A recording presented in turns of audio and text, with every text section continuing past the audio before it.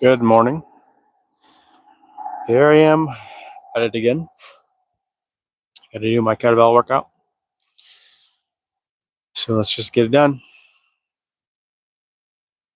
It's like 3.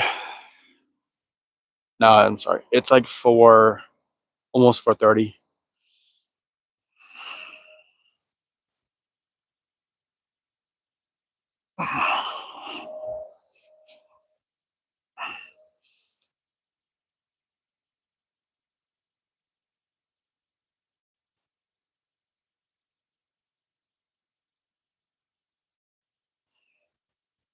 It's almost like 4:30, and and just working out.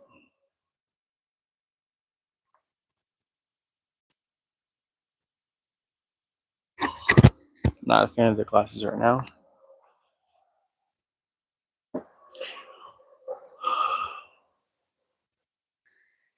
Oh man, I'm tired. Feel pretty good for waking up at 3:30, honestly. So I'll take it. I've been waking up way earlier, just trying to have more time in life to do the things I want to do. Like I want to live stream. I also want to work out. Also, sometimes just want to be able to sit down and read the Bible. The other day, I found a really old Bible in the garbage cans. It was like a big Bible too. It was like a large print, like a for the blinder, more blind, the blinder, for those that can't read as small. And I thought maybe it just like was smoke, but it's just old. Oh, it's just an old Bible,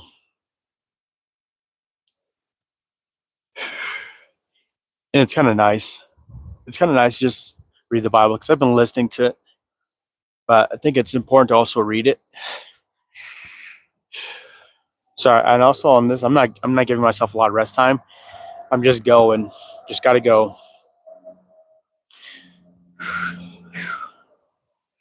Hopefully this camera is working right. I mean, it's hard sometimes. Can't really tell. Can't really tell. No, whoever said go back to bed, how dare you? Because you know what? Somebody has to wake up and work out.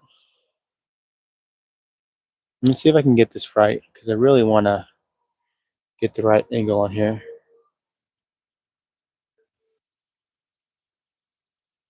Let's just, there we go. My hope is that it's coming through properly. But if it doesn't, I'm sorry it doesn't come through properly. Oh, I don't want to go back to bed though, honestly, because I know I'll wake up like super late for work, and then I'll kick myself for like not staying awake. I don't do very well after I go back to bed. I generally sleep harder, so I'll just stay up and get something done, get the workout in.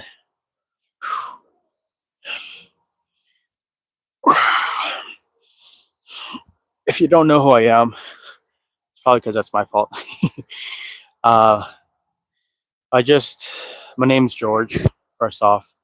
I just wake up every morning, work out. Generally, I talk about things that I want to talk about, things that are on my mind.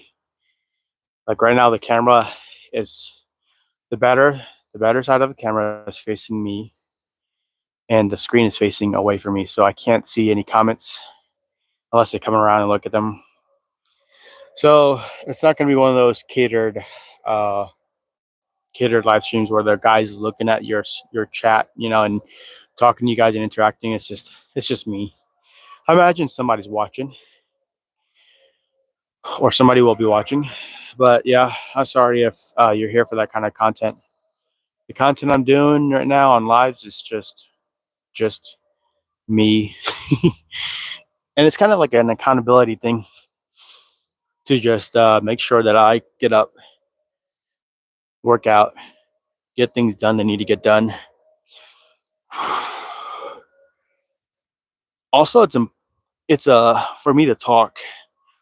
So I feel like a lot of times I don't have anybody I can talk to.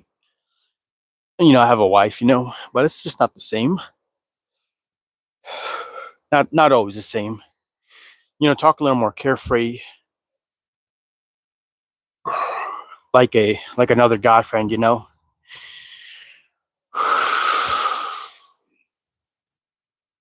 It's different. It's just different. No offense to the wife, but it's just different. It's different when you talk to like a guy friend versus talking to your wife. When you talk to your wife, you're there's a little bit more of a consciousness of what you say. But when you're talking, you feel like you're talking to like your friend or a guy. You're just, I don't know. You're a little more carefree. I don't know how to. I mean, not that I'm not carefree with the wife. It's just maybe the conversations are different, and it's just maybe what I mean is the conversations are a little bit different. All right, hit the shoulders. The shoulders are good, I think. And sadly, I'm sorry, I only have like a 35-pound dumbbell or a kettlebell. It is what it is, though. You use what you got. You can still lose weight doing it. You got to eat right, though, for sure.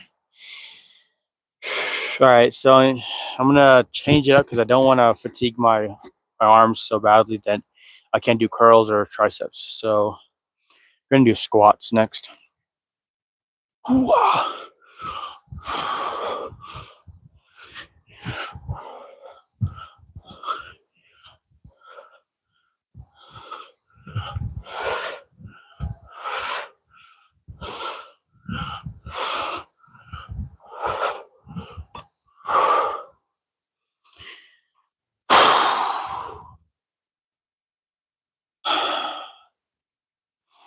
The other day I said something slightly inappropriate about another woman,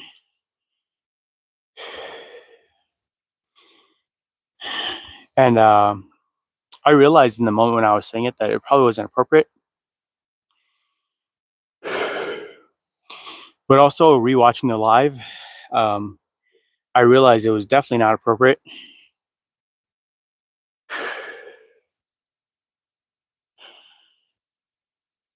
And that caused a little bit of a problem in my marriage. It was really annoying in the sense that I wished I just had never spoken, on or talked to so much about it. Sometimes when you're talking, you say the wrong things unintentionally. Even if you hurt somebody, you still accidentally say the wrong things. I'm not trying to excuse myself. I just hate I hate that I did it because it was dumb. I never normally would say that kind of stuff. But sometimes when you're rolling, you don't have a lot of time to filter. And anyways, I know I hurt the wife, and I had to ask for her forgiveness because it was offensive. I would not appreciate her saying to me like, "Hey, man, that man is really handsome." I mean, it just wouldn't sit well. And when in the aftermath of her telling me that she was hurt by what I said, there's a lot of things going on. I was like trying to justify myself, but also I understood. But when I was trying to justify myself, I tried to make it seem like I'd be okay if she said this guy was handsome. Truth is, I don't think I'd be fine. I think I'd be slightly offended. And that was really hard.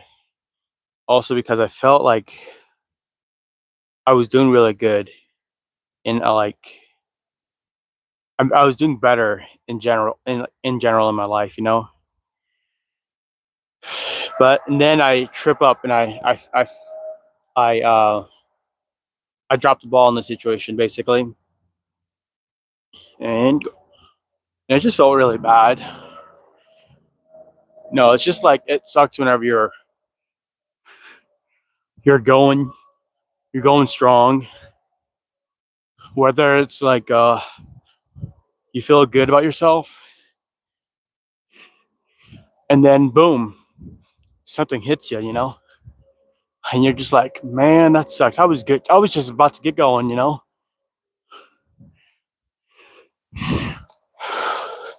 Like, oh man, I'm about to be early for work. I'm gonna get there early. I'm gonna have some time to myself, and then boom, you get a flat. It's just what I compare it to. Which, yeah, it just stings when you're trying to do everything right, but everything just kind of falls apart because you make a mistake. Not in my marriage, but like in myself. Just feeling bad. Just feeling like, what's the point of even trying to do better for yourself? And the truth is, and I say this to people when I do these lives, I say, like, no matter what happens, no matter how bad it gets, don't default to whatever is comfortable. And I said that to people on here, like, and it was concerning like dieting and working out. Like, sometimes life hits us hard and we're just like, I need to stop everything I'm doing. I need to just go find a place of comfort. But that's not a good thing to do. Not all the time. There are some times you need to do that. But most of the time I feel like you need to keep with your routine, keep with what you're doing. So you can keep a sane mind, because a lot of times when we get in that comfortable place, we don't want to leave it. And actually it might feel comfortable, but it's actually like a slow death. Anyways, I wanted to go there because I was feeling really down and bad about myself because I was like, oh, well, what was the point of working hard and trying to be a better husband and trying to be a better dad? It just sucks to fail. It really just sucks to fail. And I wanted to go to that comforting place, which is really a false sense of security. I wanted to go home. I wanted to eat some chocolate. I wanted to go do nothing, not hang out with family. I just want to be by myself because I felt so bad about myself, about what I had done. But I knew that I couldn't take it home because if I take it home, I'm going to ruin their day. I'm going to ruin my day over something small. I made a comment that I shouldn't have made about a woman. I shouldn't have commented and said that she was beautiful. Like, my wife is rightfully offended. And I know some people may not agree with that.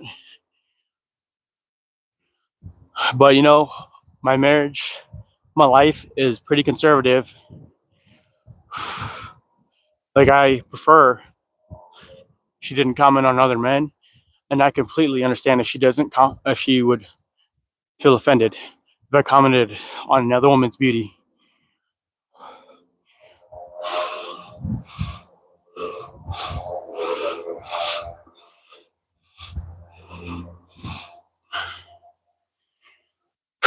But I had to get right with myself. I had to pray about it before I even went in the house, because I know if I went in there with all my woe is me, which I did to a small degree, I still went in there with a bit of my woe is me, but thankfully I have a loving wife who didn't hold it against me. She did not one bit, not one bit. I'll tell you, when I went in the house, oh, come on, light. When I went in the house, she could tell I was pretty not happy. More so with, actually, all with the fact that I had messed up. I wish I had never done her wrong. I didn't mean to do it, but I spoke out of place. And she just asked me if anything's wrong. And I just say, I just feel really, really bad. And she just says, "It's okay. I forgive you. I've already forgiven you. And we just hug it out.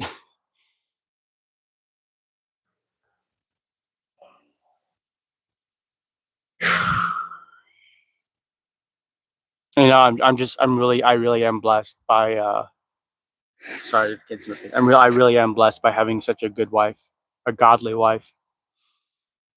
And I'll be honest, I was even worse than I am now. Like before, pornography was rampant through my life, like absolutely rampant. And I felt such guilt, but I just couldn't stop.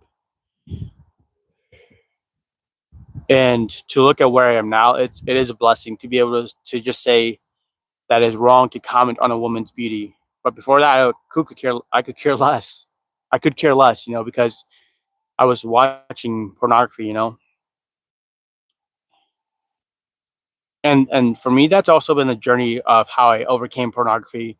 It wasn't like an overnight thing. It was not overnight. It was over many years of trial and error, but also hardships and sorrows. But through it all, God gradually brought me closer to it's wrong to comment on a woman's beauty. Before then, it was okay to just look a woman up and down. But now it's like, don't even comment on a woman's beauty. Like, don't even indulge in that. And I'm just trying to draw that contrast of how great this chasm is. Like I was there, but now I'm here, and I had to go through all of this to come up to this. Not that I'm at the top of this mountain, but I'm out of the valley. The valley is where I was just lost in. Sorry, it was moth. I was lost and I was living in deep sin, and I was hurting my wife in the sense that I was not being faithful. Because it hurts whenever your significant other is faithful, is unfaithful. If she's unfaithful, then it hurts. It's even more painful if you're the one doing it. So I've come a long way, not to be proud, but to make a big point that a godly wife is so wonderful. But also on top of that, God is so good. That's just what I'm trying to say.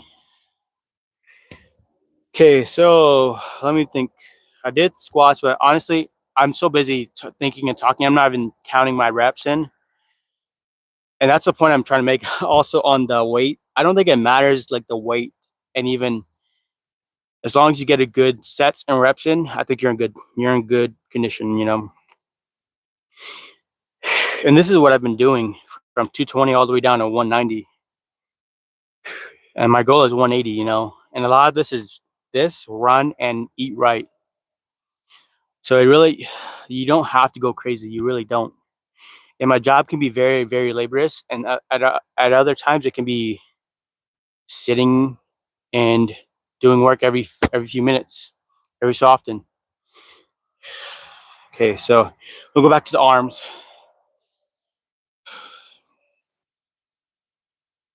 But I am thankful for my wife. I'm so glad. And I know podcast, I don't do podcasts. On the last live stream, I told a story about how my wife had created a new dish for me because I was getting tired of beef and rice for my weight loss. And she created that new dish for me that basically was the same as my previous dish in terms of macros and calories and all that. It was the same. And somebody commented on there how much they envy my relationship with my wife.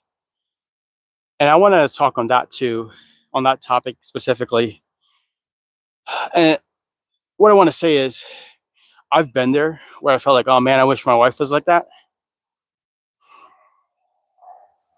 And I can't remember exactly what that is, truthfully.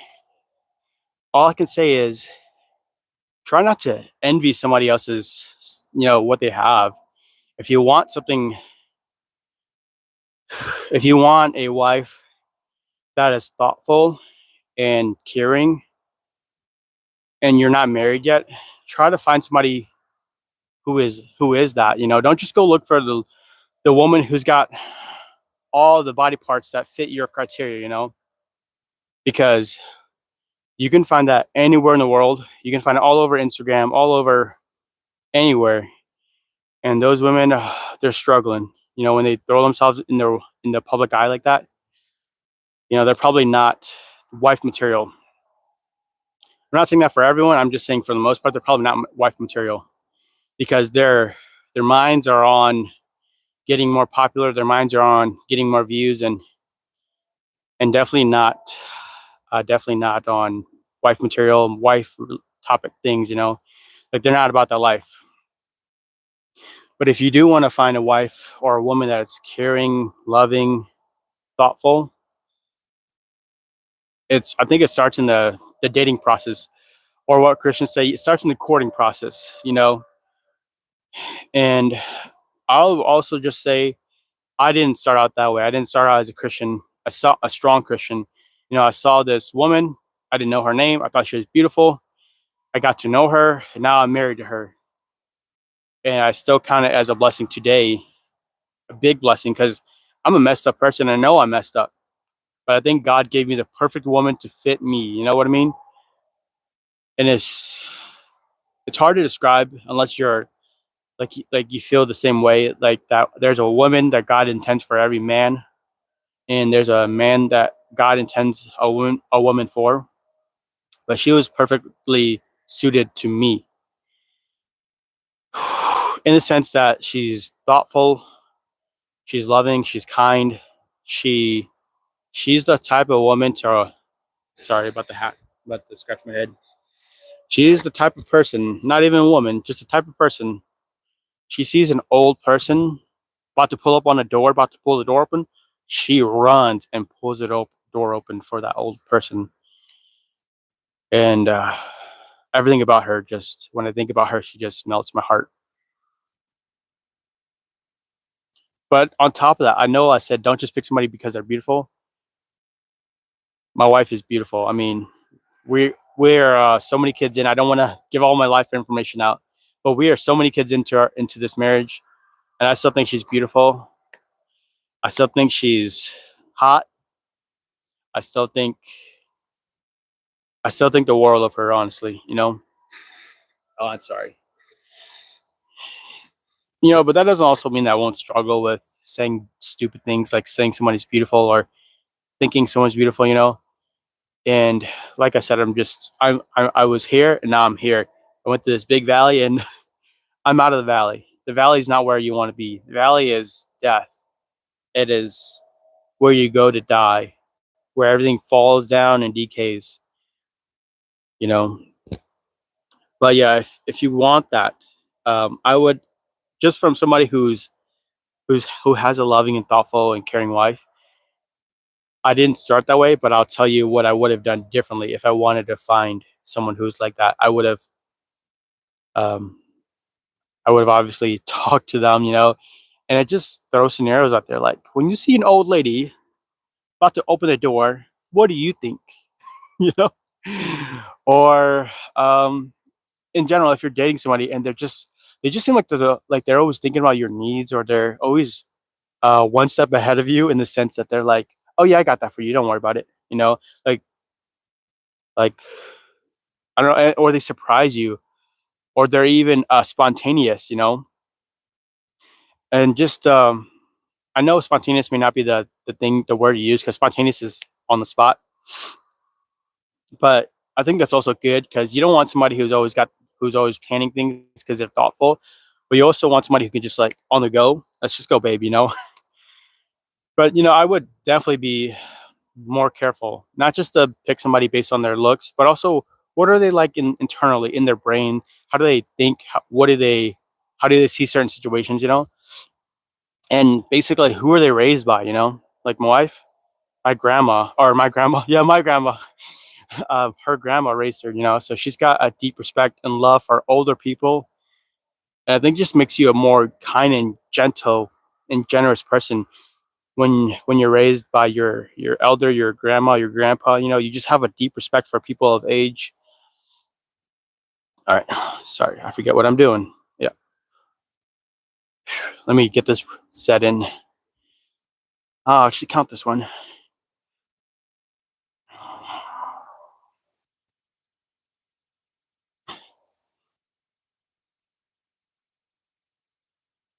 yeah,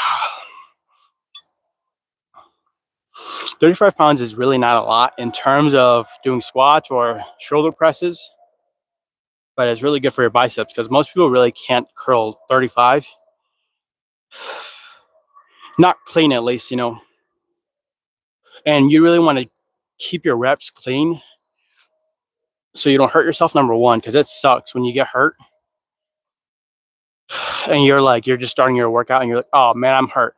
Great. Now let me just go home, or let me change to whatever, do a different muscle group. But yeah, keep your reps clean. If you can't do it, don't do it. Like for a little bit, I was doing this resistance band. It was rated at like 110 to 120. So I was doing shoulder presses. And the first time I did it, I did fine.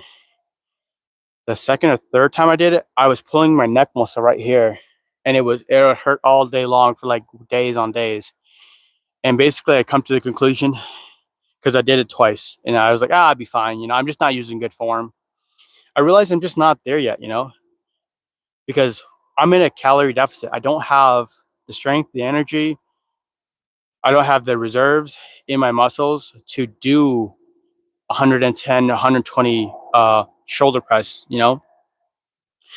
and my other muscle groups are being pulled into the process, and that's not how that works. If you're using another muscle group, you're going to hurt yourself. If it's not just these muscle groups right here, then you're going to hurt yourself, because I was pulling this neck muscle right here, and it was excruciating. It's like waking up with a crick in your neck, a kink, whatever you may say.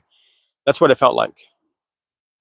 So I tell you to please use the right weight, use correct form. If you can't do it with somewhat of ease, then don't do it, And if you can do it with somewhat of ease, step it up a few pounds, and try a few reps, see if you can get a clean range of motion out of that, But if you're like using your whole body, don't do it. It's not safe. You'll regret it. You'll be out for a few days, maybe even a week. It sucks. It absolutely sucks. And I could do it. It just wasn't worth my neck muscle. Like I could go like that, but then I felt like either my left shoulder was working too hard, so I was pulling my muscle groups elsewhere to assist, even if it's not really assisting. I'm not gonna do it anymore. Not at least until I start bulking. When I start bulking, I'll have more energy, I'll have more strength. But now I'm at a calorie deficit. I'm gonna be cutting, and it's just not the time to be going hard. It's not. It's a great way to get hurt and take you out of the gym. It could take you out for a long time. Like, let's say you're trying to do heavier on the biceps because you want to look clean, you want to look good. You're thinking, the heavier I lift, the faster I'll get cut.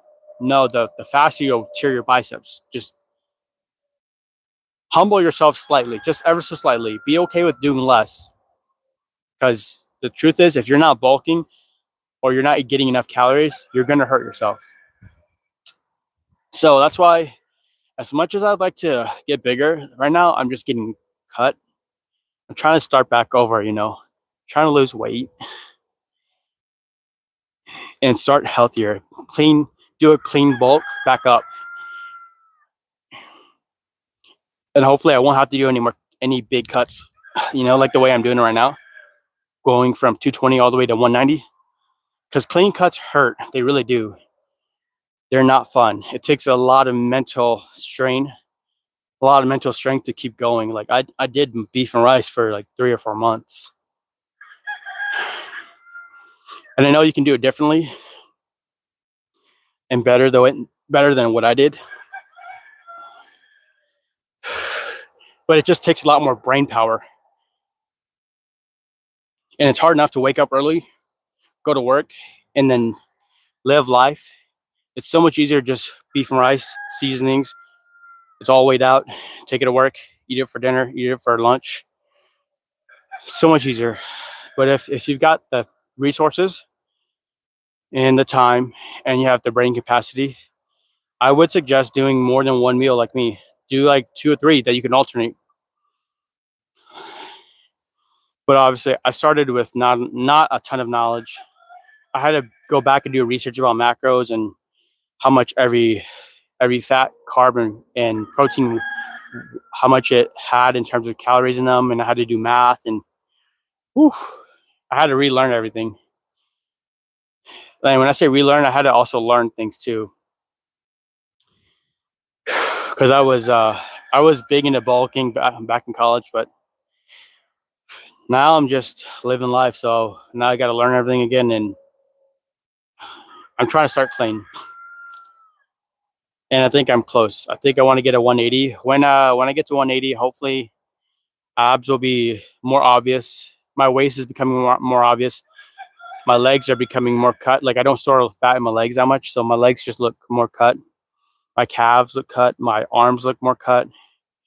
It's just this part. This is where I store all my fat. And thankfully, I was never big into beer, So I would hate to be like, well, this is because I drink beer, having a big beer belly, I'm not about that life. Ooh, wow. Ooh. Hey, if you're there, if you like what you're hearing, I would please ask that you would subscribe. Because I am trying to build something here, not just my muscles. I'm trying to build something, and I don't exactly have a vision for it yet on YouTube. I don't have a vision of what I want to do exactly on YouTube. I'm sorry.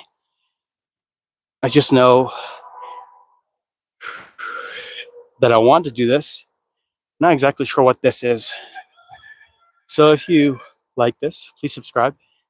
It helps me out. Yo, that stinks. And if you like it, go ahead and like it if you would please do that.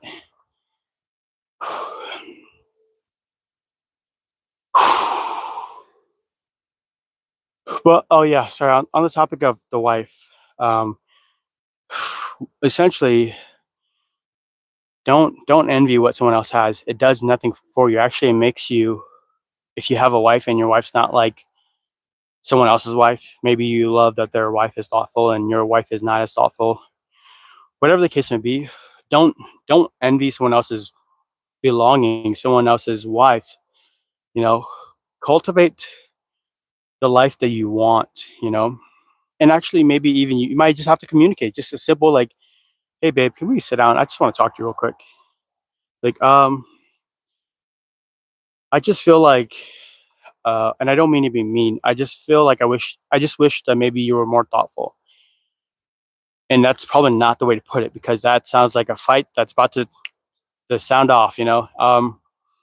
However you put it, because obviously you would know your significant other or your wife better or best. Say it in the way in which won't result in a fight. Use your words carefully because words matter. They really do matter. If you use the wrong words, they will easily be perceived in a really, really bad way. Like, hey babe, can we have a talk? Like, or hey babe, can I like let's just throw me in there. Like if I was to talk to the wife, I would sit down like, hey babe, do you mind if we have a talk? And I would let me think. I was like, and it's hard because my wife's not thoughtful, so or my wife is thoughtful, so it's hard. But I'm gonna throw it in that direction. Like, um, hey, I love you very much, and I'm not trying to say anything bad. But I just want to communicate how I feel because it's hard for me to hold these feelings, these thoughts in. But I just want to say that I would like I would like to be better myself, and I know that I'm not a perfect man. I'm not, and I know I can improve somewhere else. But something that's been really on my mind um, is maybe the way that you treat me or the way that you don't treat me. And I'm not trying to offend you in any way, and if I do, I'm really sorry. Ooh, that's really hard. I was working up to it. How do you do it without hurting someone's feelings? I just think you're gonna hurt somebody's feelings, even if you go about it in the most gingerly way. I tried, and I felt like I was like right there. I'm like, oh, if I say it, I feel like I'm gonna hurt her. Also, here's another way. If you want somebody, here's it's just a much simpler way. If you want somebody to be thoughtful, it's very important to also try to be thoughtful towards them, because a lot of times people will reciprocate thoughtfulness, they'll reciprocate love, they'll reciprocate kindness and gentleness, and they'll also reciprocate generosity. It's just the way that we're wired to be, for the most part. Some people are just like, oh, thanks, see ya, have a good day, bye. That's just the way some people are. But I think most people will reciprocate it. I'll give you an example. So I started at this new workplace, and I've gotten to know this guy. He's a Christian brother. He's young, and he's got his head on right. I like that. He's a good guy. He's married, and he's not messing around. He's not like a lot of guys who are just young and dumb. He's really wise for his age. But I gave him a present for his birthday. And I didn't know him like the best. I've only known him for a few months, but I gave him a birthday gift because I felt like he was a friend, and on top of that, he was a Christian brother. And he's a really frugal young man. I mean, he's very frugal. He's very, very frugal. Like, he'll go to a yard sale, and it'll be like $5 for that, right? For that yard sale item, and he's like, "I gave you, 25 cents." That's this guy. That's who I'm talking about. Like, he's so frugal, and I don't blame him. He's a smart man for doing that. But I gave him this gift. I actually gave him, um, um, I gave him ammunition, because I heard that he has firearms, and he's not underage. So don't get all weird. But he's a young man. He's married, and he has firearms, and he's very frugal. And I was like, you know what? Ammunition is so expensive. I bet he would appreciate like a box or two, of ammunition. And I go and give him it, and he looks at me. He's like, "Oh man, thank you." It's like, I've always wanted to buy this stuff, but it's just he's so frugal, that like it hurts to shoot. It hurts to spend it, because you're just basically throwing it on the ground. And I felt like he reciprocated that kindness, even though it was his birthday. He had an older skill saw, like a saw for cutting lumber, like lumber boards. And he was like, "Hey George, I got this skill saw here, and I didn't know if you wanted it. I was gonna ask you. Basically, I was like, yeah, dude, I'll take it. And it was an older one. I could care less. But it just felt like he reciprocated that kindness and that generosity back towards me. And I feel like if you approach your wife in that sense, like you try to be more thoughtful, I think it'll be a less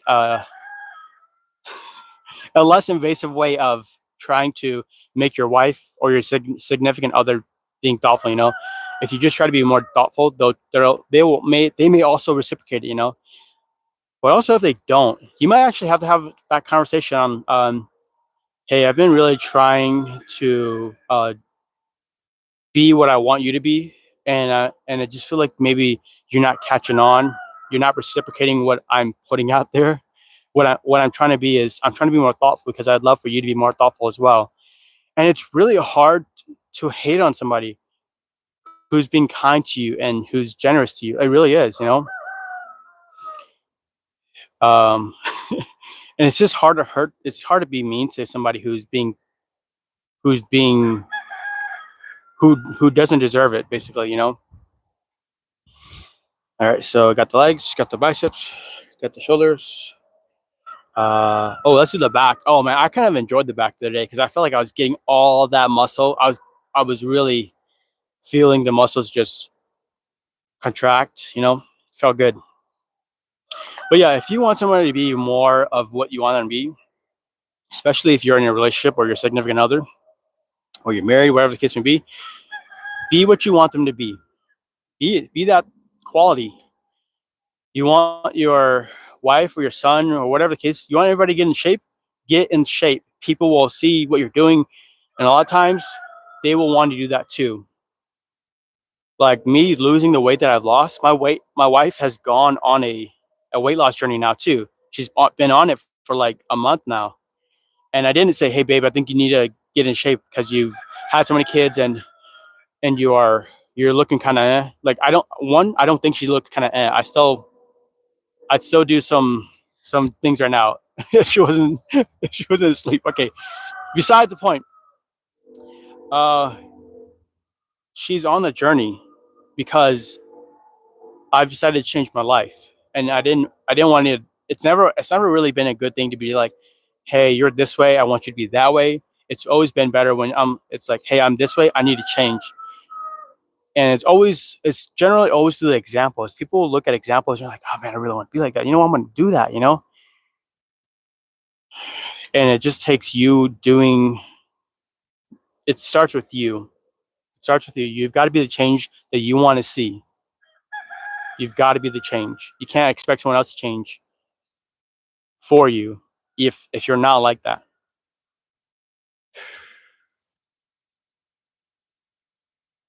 You know, and sometimes I slap myself because I wish I was more thoughtful towards my wife. And sometimes I feel like I'm being thoughtful, but I know that it's not as thoughtful as she's thoughtful, you know? I mean, she created a whole meal for me. And my thoughtfulness is trying to be quiet as ever and take the garbage out and not wake anybody up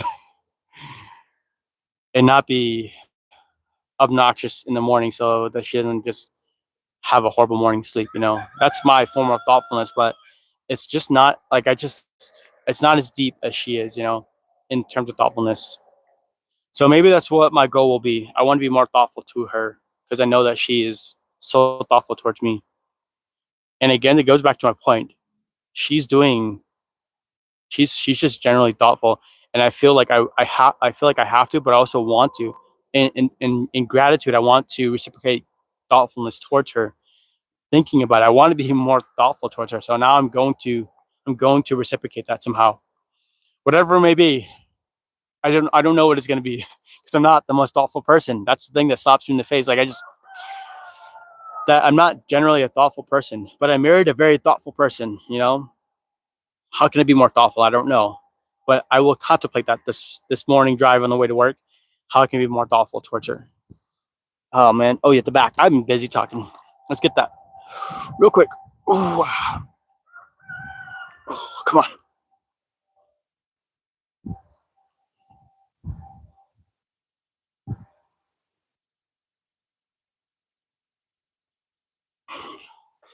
Okay, I'm gonna get this set in, and then I'm gonna go see what time it is.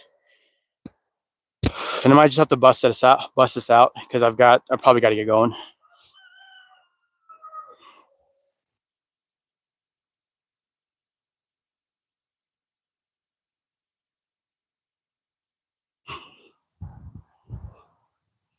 All right, see what time it is. What time it is? Okay. What time is it? Oh, I got some time. All right, we're doing good on time. I appreciate everybody that's watching. I know it's not a lot of people, but I appreciate every single one of you. It doesn't matter. You know, generally I prefer a small group of people, anyways. That's why I'm alone a lot of times. I don't care for the big crowds. I don't even care for like a group of 10 people. You know, I just prefer a few close friends. That's all I care for. Anyways. All right, give myself a smidgen of a rest.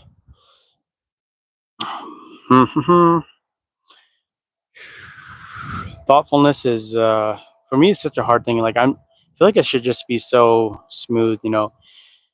And I imagine for my wife, it's just like blinking for her. Thoughtfulness is just like blinking, you know.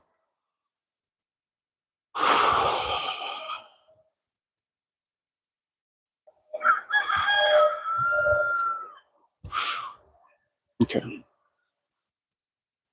let's get this next set in.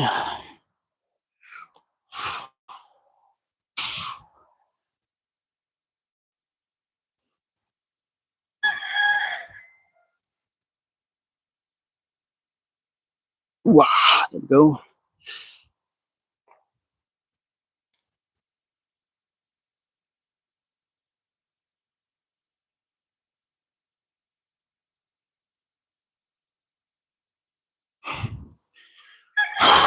Man.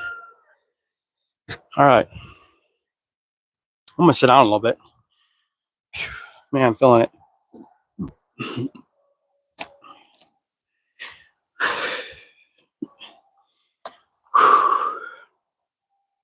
You know, it's kind of interesting. We got like 2 weeks before the US presidential election. And I'm just kind of, honestly, based on everything that I've seen, based on all the efforts of each candidate, whether it's Democrat or Republican, I just feel like I don't know who's going to win. In my personal opinion, I feel like Donald Trump's going to win. I mean, I feel like he's so much more popular than Kamala. But the reason I say this is because the way that I feel about the election in 2020 with Donald Trump versus Joe Biden, the way I feel about it is affecting how I'm thinking, how I'm viewing the election. Like, is it going to be an honest election? That's my concern. I just don't know, and I really got to stop worrying about it, in the sense that it really it doesn't. This topic doesn't deserve like any of my brain capacity. It just doesn't. Because at the end of the day, I know that Jesus is the King, and God, like the Bible says, God raises kings and He brings them down. So whatever happens, I know that God is in charge. I know that He's in charge of who becomes who, what happens to who's going to be president, who's not going to be president. It's all under God's eyes. He knows exactly what's happening. So, that was just one of my concerns, but I just hit the reality that I don't need to worry about it. So forget about that. Ain't nothing happening that I need to worry about. Not to say that I'm not going to vote for Donald Trump, not to say that I'm not going to rally for Donald Trump. I still think he's the better option. He aligns with me more than Kamala does. I mean, Kamala, not that long ago, shunned one of her voters at one of her rallies. The guy literally says, "Jesus is Lord." And Kamala's like, I think you're at the wrong rally. She starts laughing because everybody else starts laughing too. And it's like a big mockery. Like, you realize that this person who says that they're probably a Christian is at your rally. You just outed that person. Essentially, you outed your whole a small portion of your base. And if I think that she's losing, which I do think that she's losing, just based on popularity alone, I think she's losing. But if you're losing, you don't, you wouldn't, I wouldn't shun anybody at this point. In my presidential run, my presidential run for my run for president, basically, I wouldn't be shunning anybody. And she could have handled that way better. She didn't have to say you're at the wrong rally. She could have just been like, thumbs up. Like, how much hate do you have to just say you're at the wrong rally? You can't just give somebody a thumbs up like, yeah, nice, that's good. You don't you don't have to say that. It's just such a small and simple thing to do. Just like, you don't have to say anything, even if Kamala wasn't a Christian, you didn't have to say a thing. Jesus is Lord. Oh yes, and I just want to talk about how we're gonna change America. You don't have to even acknowledge the guy or the girl, whoever said it. But there's just like such a disdain for anybody that could seem like they support Trump. Like, if you sound like you would even slightly support Trump, get out of my life. And that's just where I feel like that's where the left is. They're like, if you're not in full support, you're not part of us at all. It's like you had an obvious Christian there who professes that Jesus is Lord, and they're voting for you. Like it's just like you've gotten somebody who normally does not vote in the direction of blue, but that person is at your rally and then you shun them. Just and she also said, "No, you meant to go to the one down the street, the one that's smaller, basically like a Donald Trump one." And you know what? That person and whoever they brought probably did go to that rally. And you know what? They probably did tell their story to someone like, "Yeah, we were just at the Democrat rally. We were gonna vote for Kamala, and we said Jesus is Lord, and she just shunned us. She said we needed to go to the other rally, and they probably were heartbroken. Honestly, they were probably heartbroken. I wouldn't be surprised if they cried on the way to the rally or went home. But that one act basically alienated a small portion of her base, and I know she's. I have a strong feeling she's losing. And you know what? Nobody can really say yes or no whether she's winning or losing. But there's that poly vote where you could put money. You can literally bet on the election. People are putting more money into the Republican winning. That's how popular she is. Everybody generally believes she's gonna lose and Donald Trump's gonna win. Anyways, let's get this in.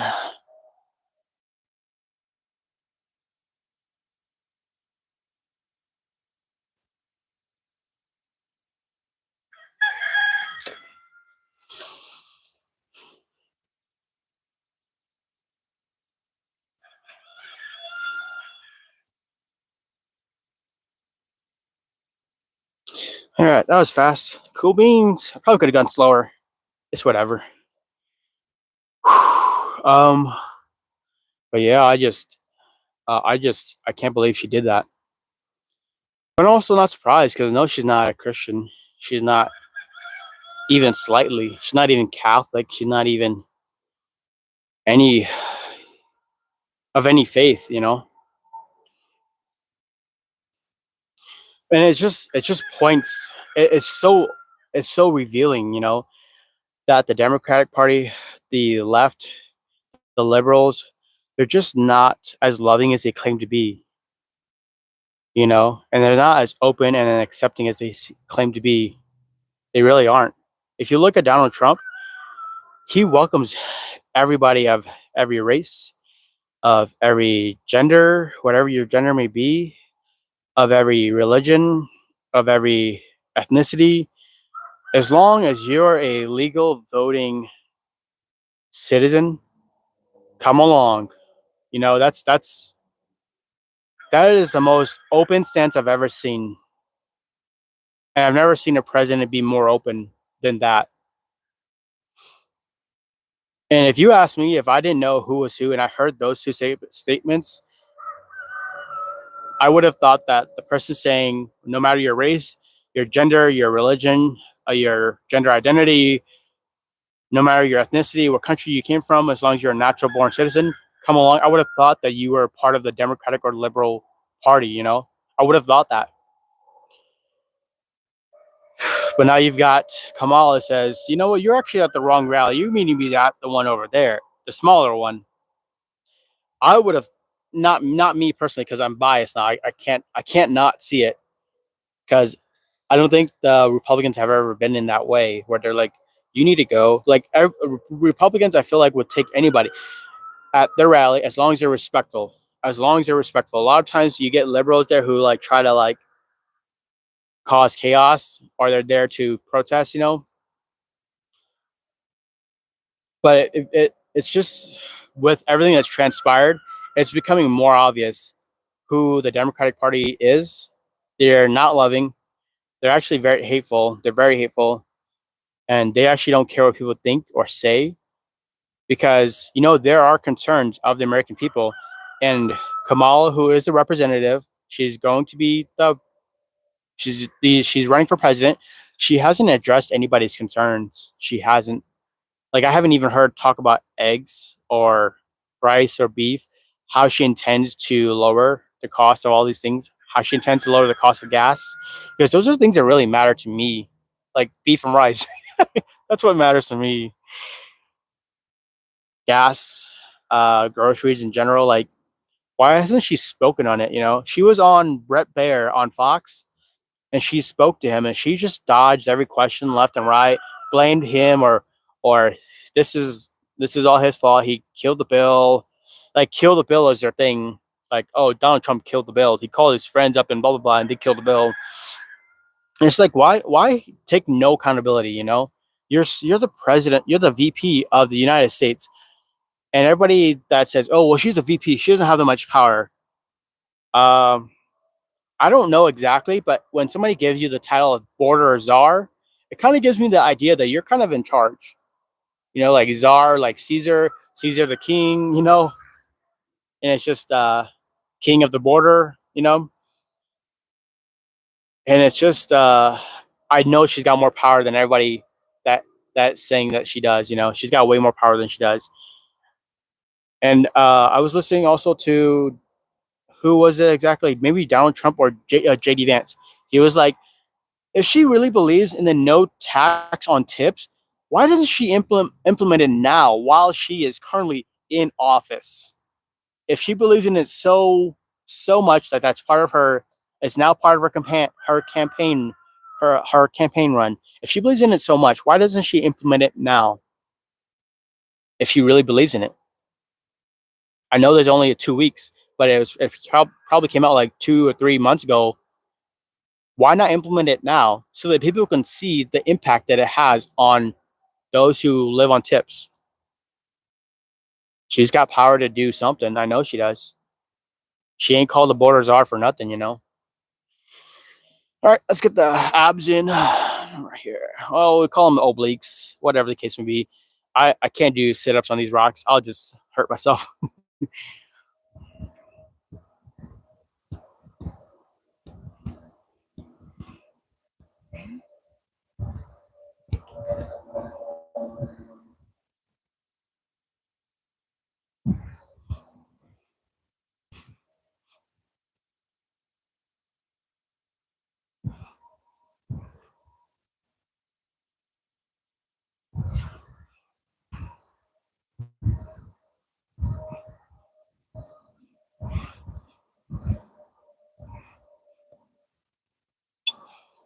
Bear with me, would you?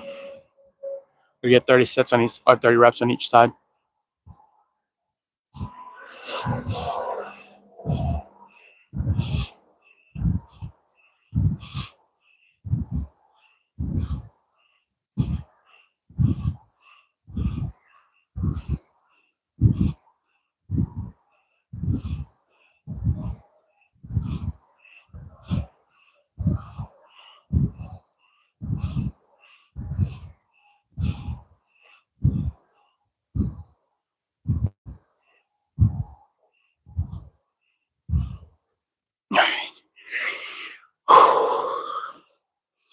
And I wasn't always the most political. I wasn't always so deeply involved in politics. When I say deeply, it's not really that deep. I'm not out there going door to door or anything. I don't think I'm that fervent of a politician, or that fervent of even a. Uh, I'm just not that deep into politics. I'm not. It's not my life, you know. But I do know people that do that. They'll go door to door and make sure people are registered to vote and help advertise basically whoever your candidate is. Like, I know people like that. I'm just not that concerned.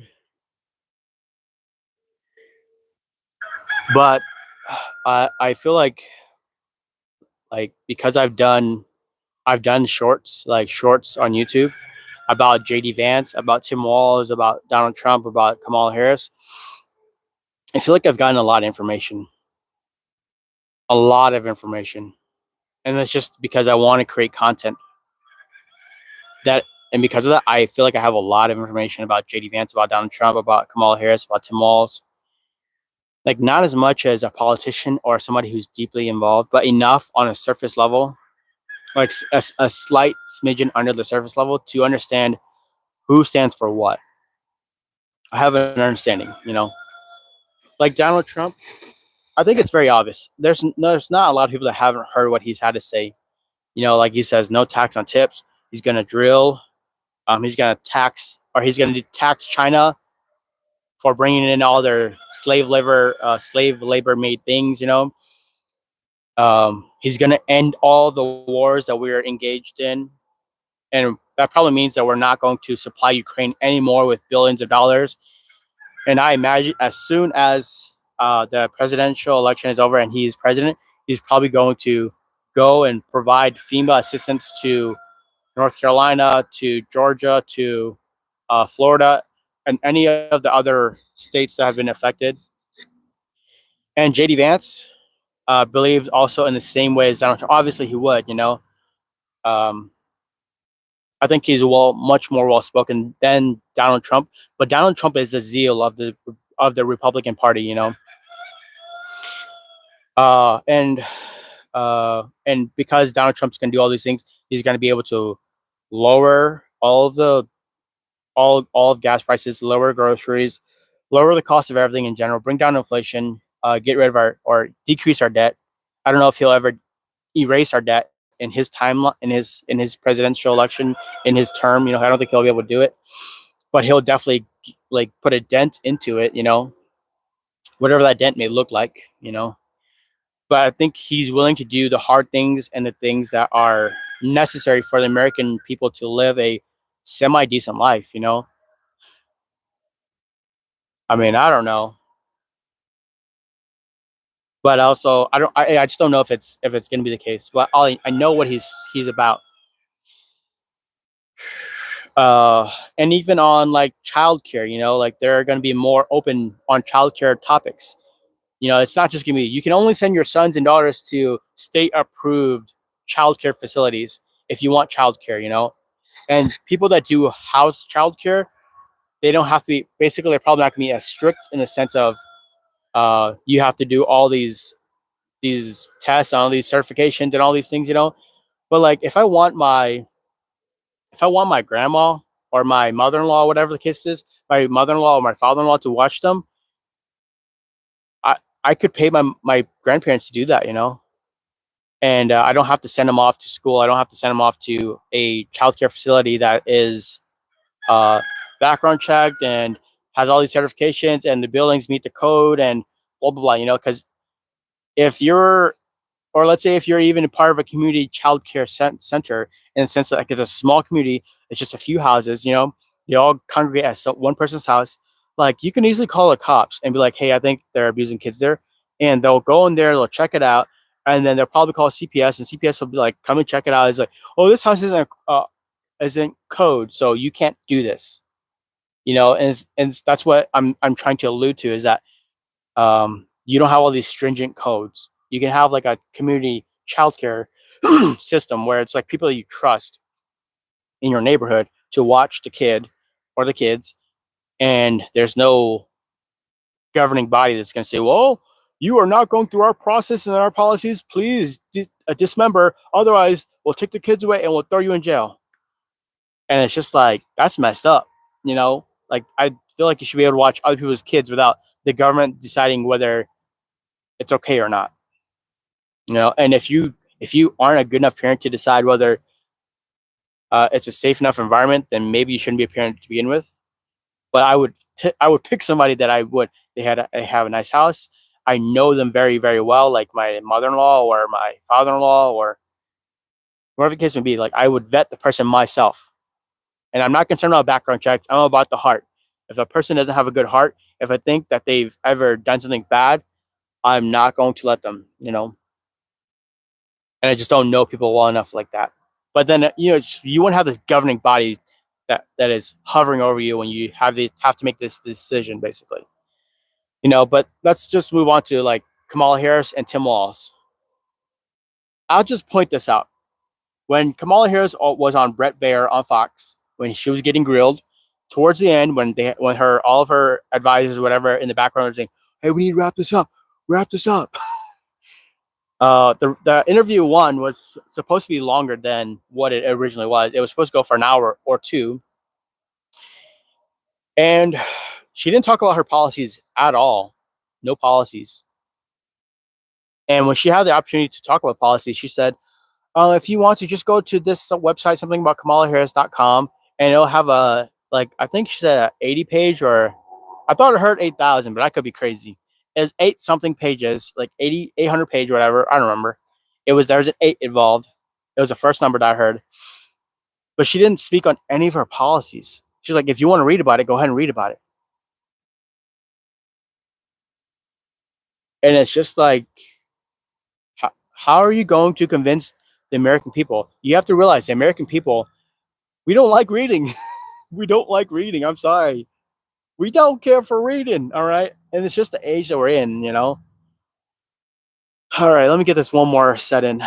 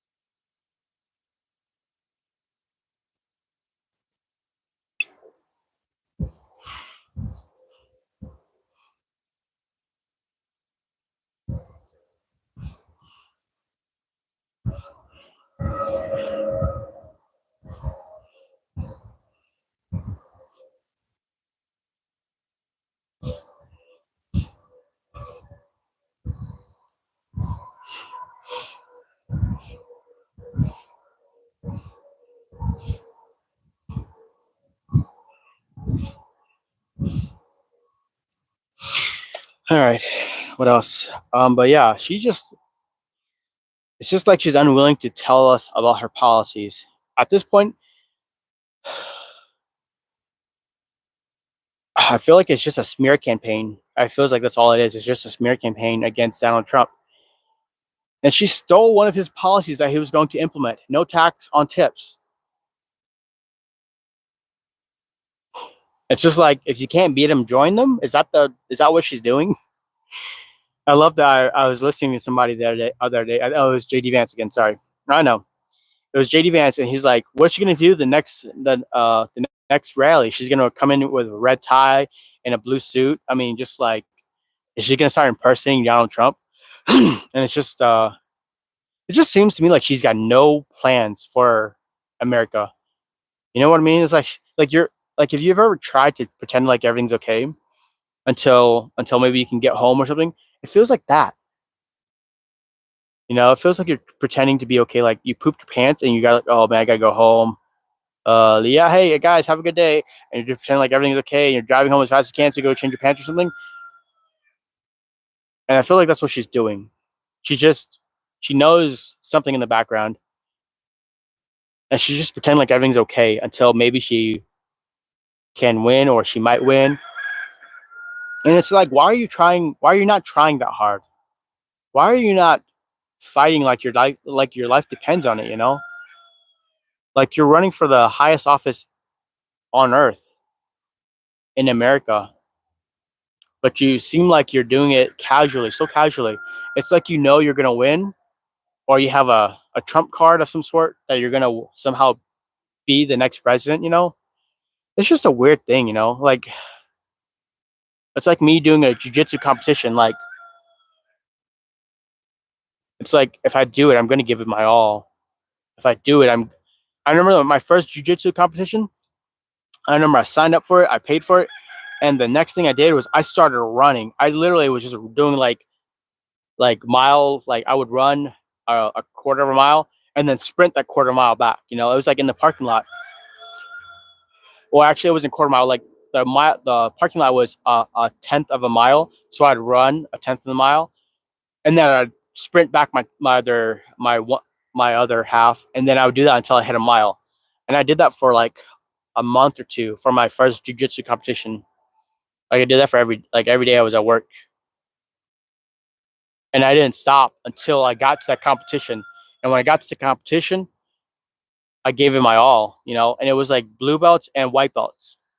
White belts are beginners, and blue belts are advanced beginners. Basically, white belts are like crazy, and they're just trying to like, they're jumping around you and everything. And blue belts are a little more relaxed, a little more thoughtful, you know. And I was the last white belt, and there was like 2 or 3 blue belts left, you know. And I was just a testament to my cardio, the work that I put in before that, you know.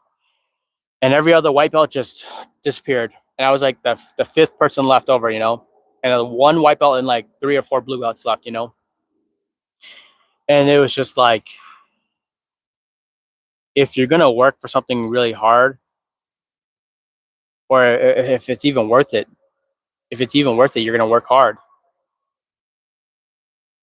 And I don't understand why she does what she does. And it reminds me of Hillary all over again. Hillary was very haughty, very, oh, everything's gonna be fine, we're gonna win. And then come election day, she loses. She didn't try that hard either. Honestly, I don't know. I'm not exactly sure what's going on. All I know is she's not trying that hard, and I don't know why. All right, I'm gonna do forearms because forearms are good to do.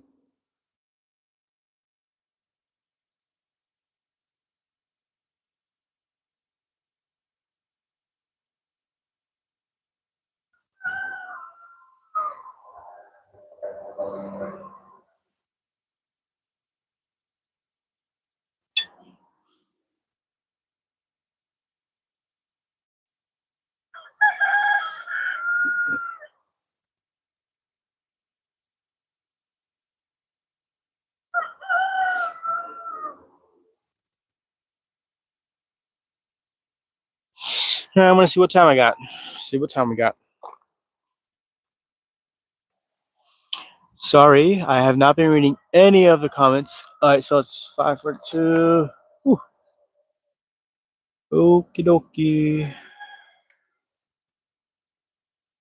All right. Anywho, ouch. Apparently, got weirdos in there. Like only the weirdos are up tonight. I guess. That would make me a weirdo too. But I'm doing normal things. I promise you, I'm doing normal things. But only the weirdos are out. I don't know why.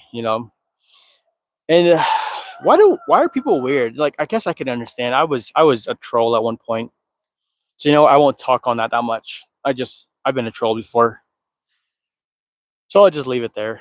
But you gotta grow from it. If you're a troll right now, you just gotta grow up, man. Gotta grow up. It's important to grow up because life sucks, and you're gonna find out the hard way that life does not do very well when you're a troll. You can make money from it being a troll, but it's a lonely and sad life.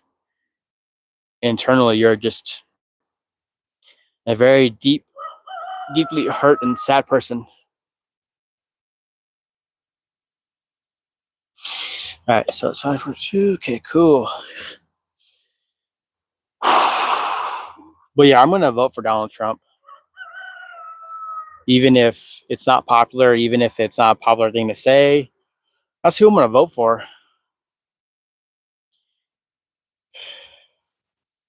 and I really do hope he wins. If he does win, I actually don't know what the world's gonna look like. If I feel like if Kamala wins, I have a feeling of what the world is gonna look like because we've all been living under Kamala Harris for the last almost 4 years now, and it's not been good. I mean, it's not been good at all. It's kind of depressing actually, and I feel like it's gonna only get worse. It's only gonna get worse, in my opinion.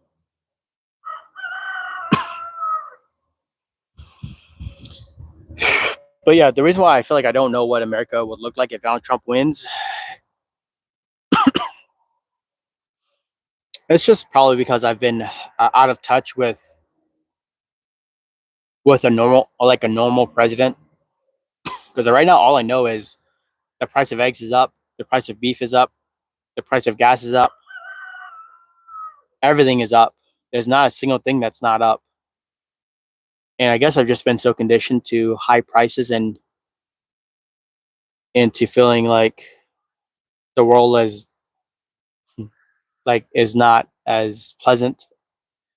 I've been so conditioned that I just don't know what even a good president would look like. What a presidency of Donald Trump would even look like. I just don't know. All I know is high prices and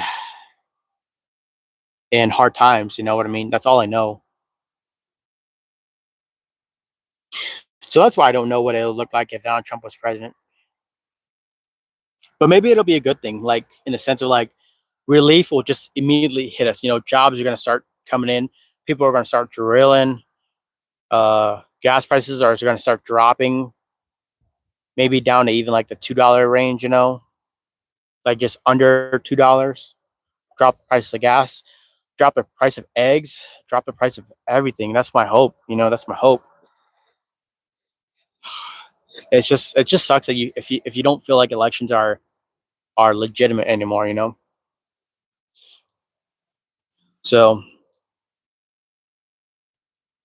I think that's something I need to do. Is I need to just when I talk about that, it kind of makes me slightly, ever so slightly, like depressed.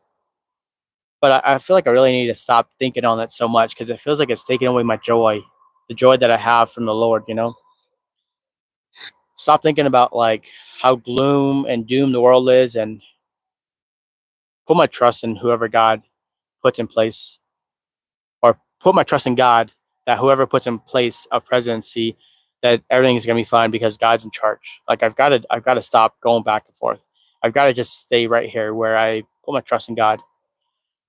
And I'm gonna just say everything's gonna be okay. Even if Donald Trump or Kamala gets into office as president, it's gonna be okay. It's gonna be okay.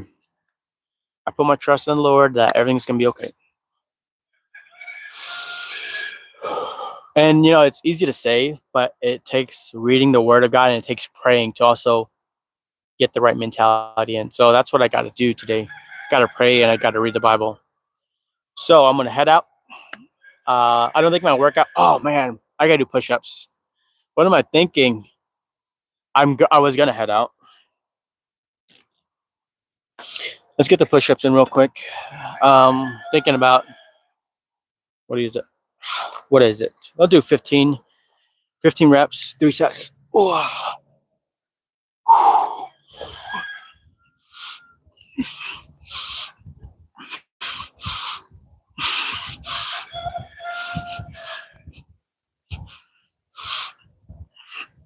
There we go. All right, that's one set.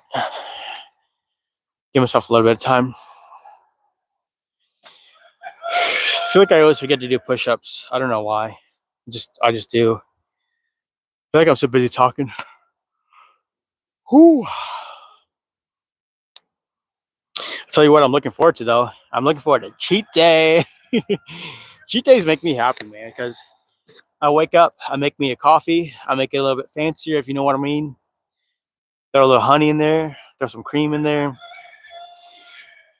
then eat some regular breakfast with the family, and what else? Have whatever I want for lunch. Eat a chocolate bar if I want. Drink a lemonade if I want. Drink a iced tea. Drink a Coca-Cola if I want. I mean, just eat whatever you want on that day, you know.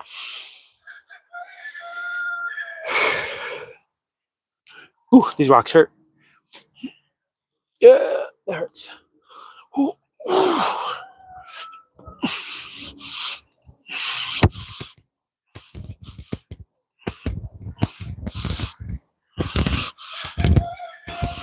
All right, that's another 15. Man. All right, let's get the last set in, and let's get ready for work.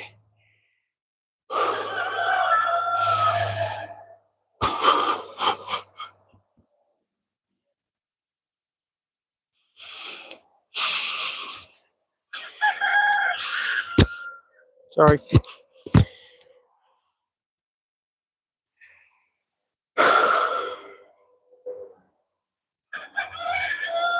You know, if I wasn't doing a live stream, I'd probably manage my time a lot better. Because I'm over here like, man, I need to get my triceps in. Well, let's try to get them in too, I guess. That's whatever.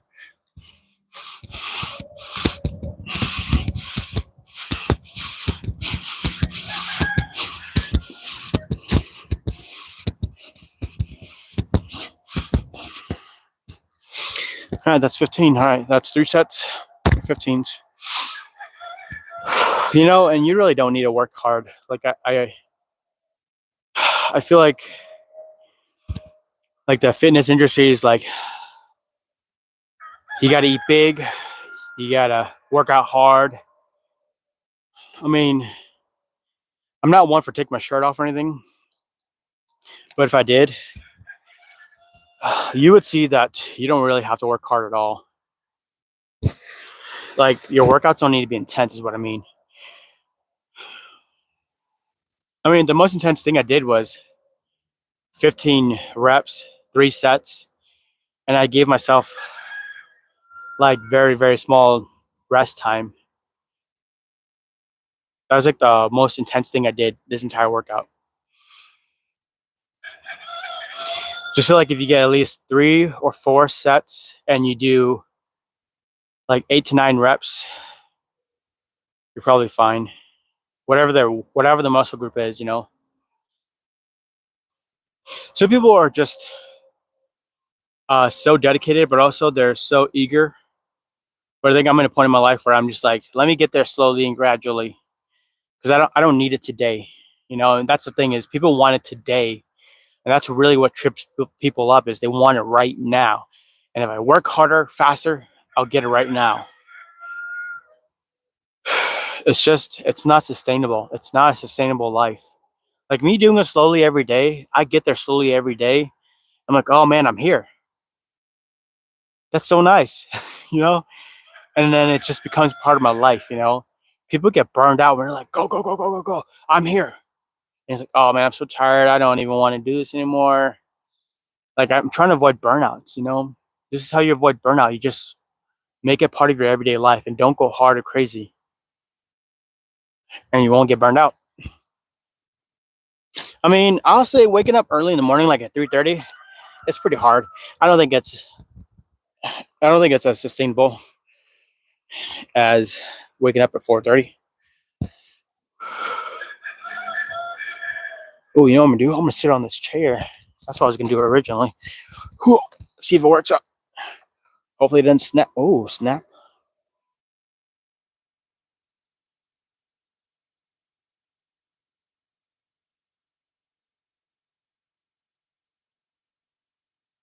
Hey, I think it worked out. That worked out just fine. All right. And you know, people are coming and going through here. I saw some of the what do you call it? I saw some people on the chat talking on the live stream.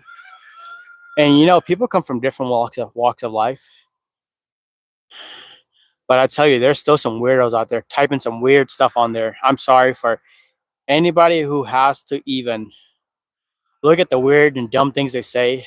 I mean, that's some weird stuff.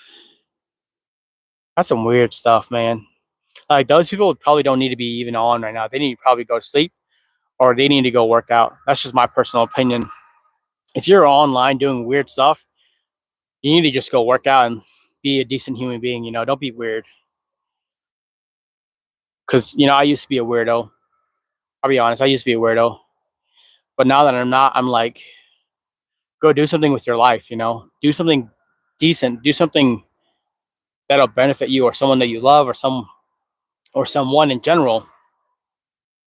Benefit somebody, be something to somebody, be better. Don't just stay a weirdo, you know? Be better. I can understand where people are coming from, but just be better. Just because the world declares you a weirdo doesn't mean that you can't change who you are. You can't be a better person. You can be a better person. Just don't stay where you are, especially if you're being a weirdo, like talking all that nonsense there, being a troll. Don't be that way. Just do something with your life. Be more, you know. Just be more, man. There's more to life. Okay, let's go. Whoa, I'm going. I went down.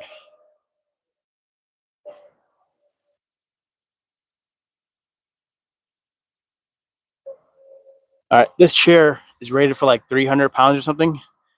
Sketching me out, man. When it just buckles a little bit. I'm over here like, nope.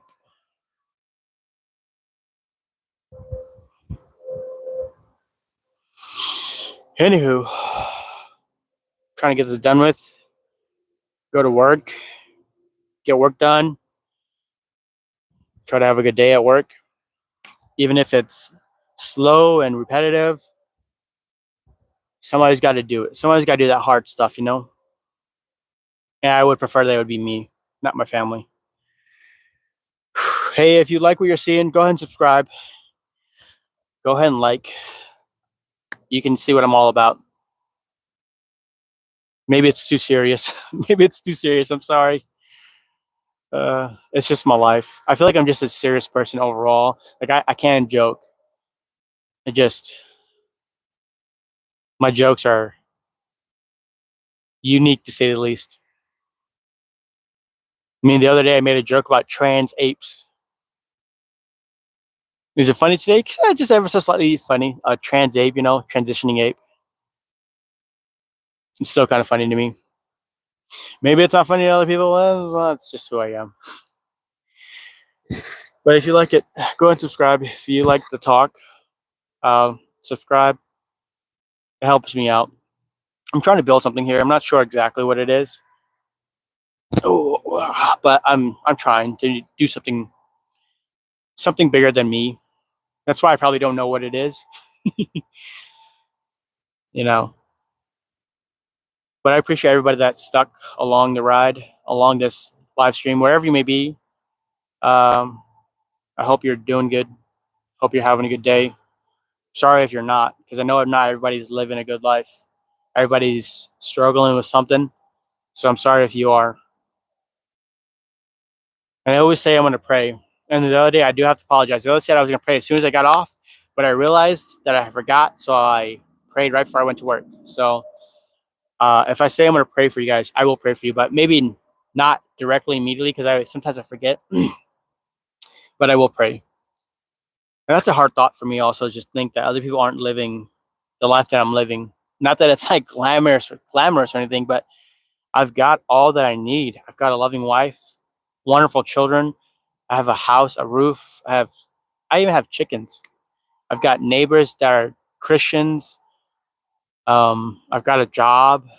I have a God. I have Jesus. I have everything I could ever need, you know. And it's not Lamborghinis parked up. It's not an amazing house on large property, you know, large plot of land. You know, it's nothing like the world would think that you need to live a good life.